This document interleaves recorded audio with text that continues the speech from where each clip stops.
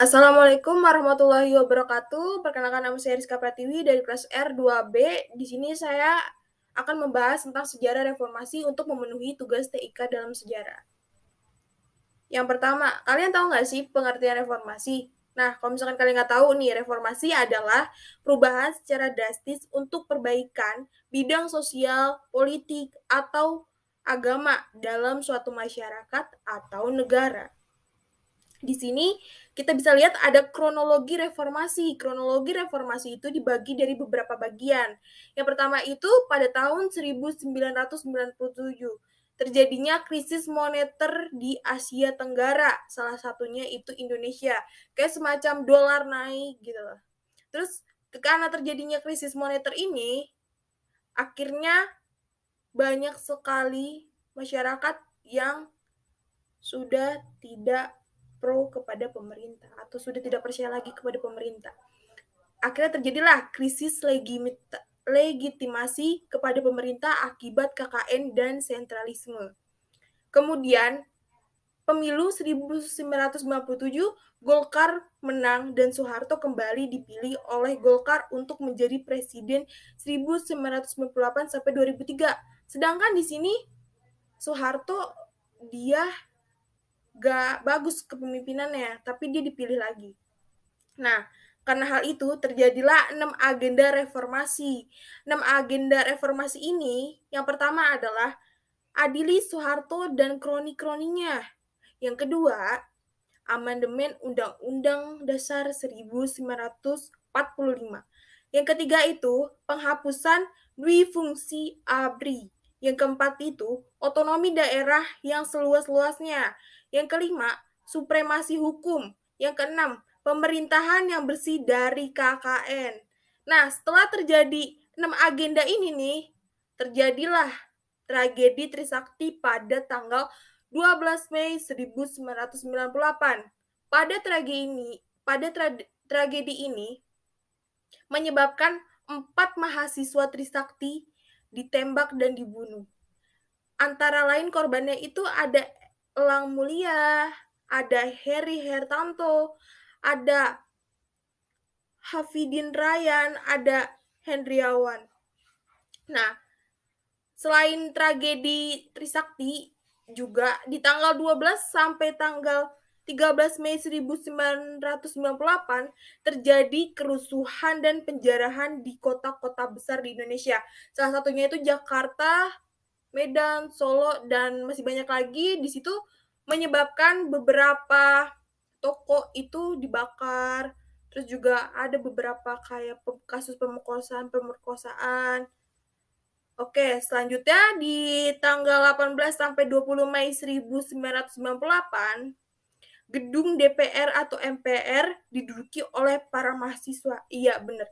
Gedung itu diduduki oleh para mahasiswa karena aksi demonya mahasiswa. Dia sudah kesel dengan kepemimpinan Soeharto. Terus di tanggal 21 Mei 1998 pukul 9 atau jam 9, pengunduran Presiden Soeharto kemudian digantikan oleh wakilnya. Nah, jadi pas tanggal itu Soeharto mengundurkan diri dan digantikan oleh wakilnya yaitu B.J. Habibie. Selanjutnya,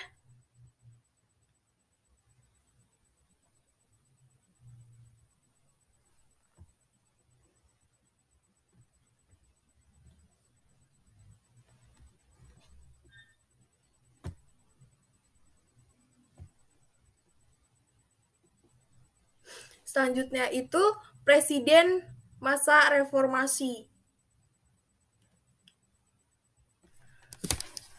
Selanjutnya, Presiden masa reformasi, Prof. Dr. Ing Haji Baharudin Yusuf Habibie. Yang kedua ada Abdurrahman Wahid atau kita bisa kenal Gus Dur. Yang ketiga itu ada Dr. Haji Dia Permata Megawati Setiawati Soekarno Putri atau kita kenal sebagai Ibu Megawati. Yang keempat itu ada Haji Susilo Bambang Yudhoyono. Itu bisa kita sebut juga sebagai Bapak SBY, yang terakhir itu ada Pak Joko Widodo. Nah,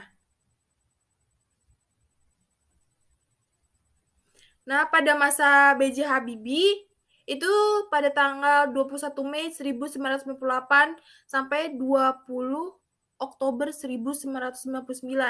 B.J. Habibie itu dilantik itu bukan di gedung MPR atau DPR, tapi di Istana Negara. Kenapa? Karena pas pada masa itu gedung MPR dan DPR masih dikuasai oleh mahasiswa.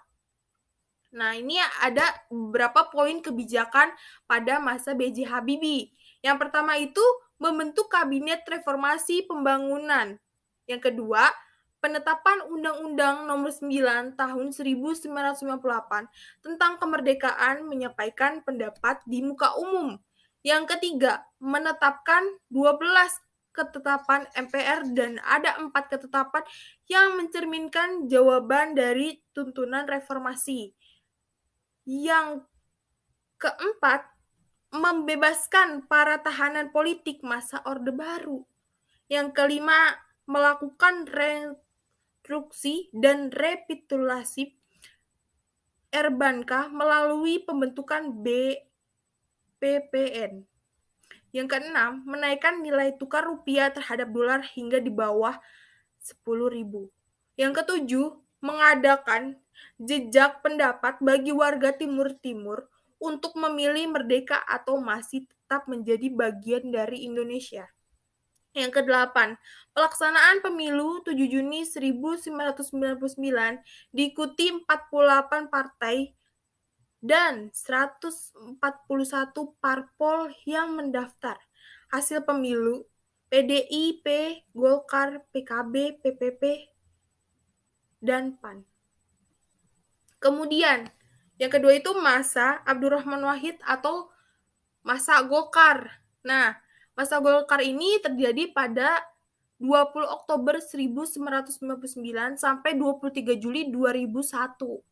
Kebijakannya itu antara lain membentuk Kabinet Persatuan Nasional, memisahkan TNI dengan polisi, penghapusan Departemen Penerangan dan Departemen Sosial. Terus ada juga persetujuan nama Papua mengganti nama menjadi Irian Jaya dan persetujuan pengibaran bendera bintang kejora sebagai bendera Papua. Karena dia mikir gini, banyak banget kayak beberapa kota yang emang punya bendera, ya udah kibarin aja asalkan dia masih tetap ada di NKRI. Terus kemudian ya selanjutnya memberlakukan Dekret Presiden 23 Juli 2001 yang berisi satu, pembubaran MPR DPR, yang kedua, mengembalikan kedaulatan ke tangan rakyat dengan mempercepat pemilu dalam waktu 1 tahun, dan tiga, membentuk Partai Golkar. Keempat, menggalakkan toleransi. Yang terakhir itu terlibat dalam skandal Bruneste dan Blugante. Nah, karena hal ini, akhirnya masa Abdurrahman Wahid selesai. Kemudian masa Ibu Megawati itu terjadi pada 23 Juli 2001 sampai 20 Oktober 2004. Kebijakan Ibu Megawati itu yang pertama adalah membentuk kabinet gotong royong. Yang kedua, pembentukan KPK. Yang ketiga, privatisasi BUMN. Yang keempat, penundaan pembayaran utang dan mengakhiri kerjasama di IMF. Yang kelima, otonomi khusus Aceh dan Papua. Yang keenam, menaikkan pendapatan berkapita. Yang ketujuh, pelaksanaan pemilu 2004 yang diikuti 24 parpol pemilihan anggota legislatif pada 5 April 2004. Golkar pemilihan presiden secara langsung. Kemudian ada masa Presiden Susilo Bambang Yudhoyono atau SBY. Itu pada masa 20 Oktober 2004 sampai 20 Oktober 2014 dengan masa jabatan 10 tahun. Nah, Pada masa jabatan SBY ini, ada beberapa kebijakan. Kebijakannya adalah yang pertama, membentuk Kabinet Indonesia Bersatu Konvensi Minyak Tanah ke Gas. Yang kedua, dana pendidikan 20% dari APBN.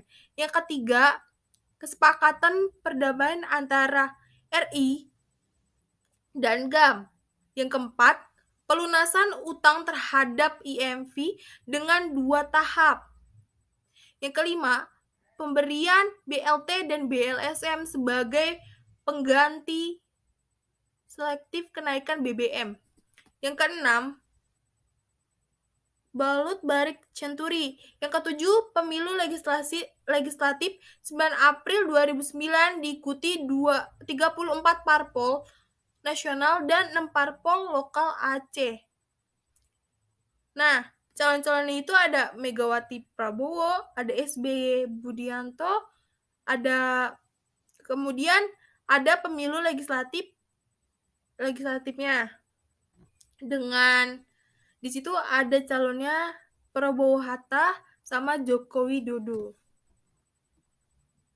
Nah, di sini ada masa Pak Joko Widodo pada 20 Oktober 2014 sampai sekarang nih dengan kebijakannya. Yang pertama itu ada kebijakan insentif pajak. Yang kedua ada perlindungan produktif dalam negeri. Yang ketiga ada bebas visa kunjungan angkat wisatawan kepada 30 negara. Yang keempat kewajiban penggunaan biofuel sampai dengan 15%. Yang kelima membentuk kabinet kerja. Yang keenam membentuk kabinet Indonesia Maju. Mungkin saya akan membahas sampai sini aja ya. Kalau misalkan ada salah kata ataupun ada beberapa kata yang mungkin kurang mengenakan, mohon maaf. Wassalamualaikum warahmatullahi wabarakatuh.